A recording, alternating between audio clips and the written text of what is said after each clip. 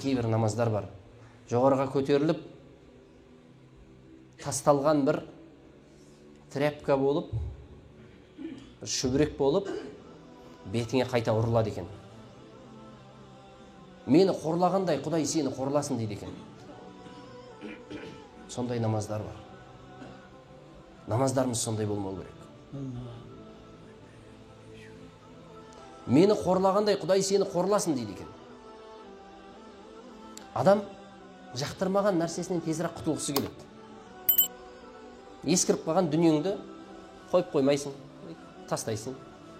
Тіпті бір адам келді, жақтырмай тұрсын, тезірек жақсы дейсің да, тезірек одан құтылғың келеді.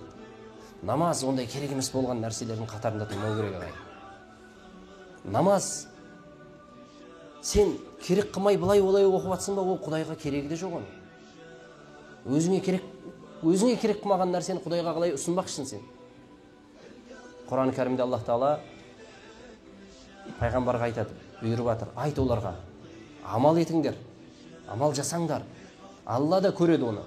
Алланың елшісі де, мүминдер де оны көреді дейді. Яғни Алланың құзырына ұсынып жатқандай қылып істе әрбір ісіңді.